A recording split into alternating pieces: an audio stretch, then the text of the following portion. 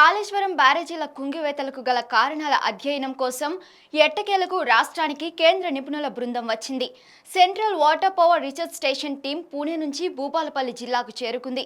అందులో భాగంగా మొదటిగా మేడిగడ్డ, అన్నారం బ్యారేజీలను నీటిపారుదల శాఖ అధికారులతో కలిసి నిపుణుల బృందం పరిశీలించింది. ఈ సందర్భంగా మేడిగడ్డ వద్ద కుంగిన వంతెనను నిపుణుల బృందం తరువుగా చెక్ చేసింది. గతేడాది సెప్టెంబర్లో కుంగిన పిల్లర్ల వద్దకు వెళ్లి అక్కడ జరిగిన పనులను పరిశీలించింది.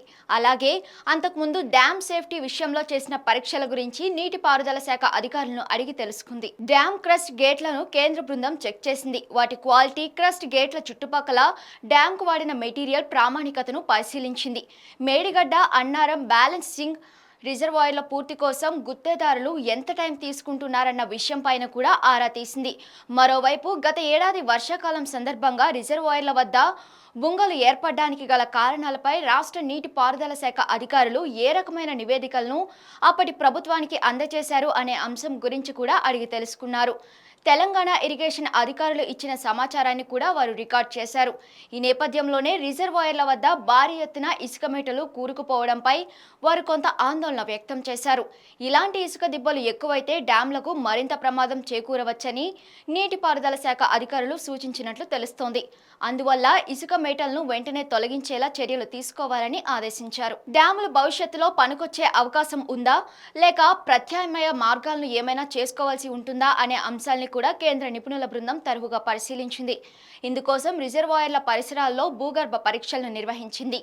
సాయిల్ కి సంబంధించిన ఈ ల్యాండ్ ఎగ్జామినేషన్ కూడా చేపట్టింది. తాత్కాలికంగానైనా ఈ ప్రాజెక్టులను వాడుకోవచ్చా లేదా అనే అంశంపై కేంద్ర బృందం ఇప్పటికే ఓ అంచనాకి వచ్చినట్లు తెలుస్తోంది. డ్యాముల వద్ద భారీగా బొగ్గు నిక్షేపాలున్నట్లుగా సెంట్రల్ టీం తేల్చింది. అయితే ఆ బొగ్గు నిక్షేపాల వల్ల కూడా రిజర్వాయర్లకు భవిష్యత్తులో ప్రమాదాలు జరగొచ్చని అంచనా వేస్తోంది.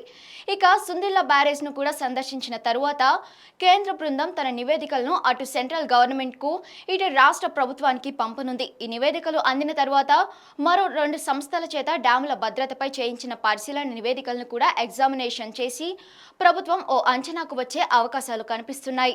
ఇక ప్రస్తుతం కేంద్ర ప్రభుత్వ నివేదికలు ఎలా ఉన్నా తాత్కాలికంగా మాత్రం రిజర్వాయర్ల మరమ్మతులు చేపట్టి అందుబాటులోకి తేవాలని రాష్ట్ర ప్రభుత్వం భావిస్తుంది. పూణే నుంచి వచ్చిన సెంట్రల్ టీం అనేక లోపాలను గుర్తించింది. అందువల్ల వాటిని కూడా సీరియస్గా పరిగణలోకి తీసుకోవాలని ప్రభుత్వం భావిస్తోంది.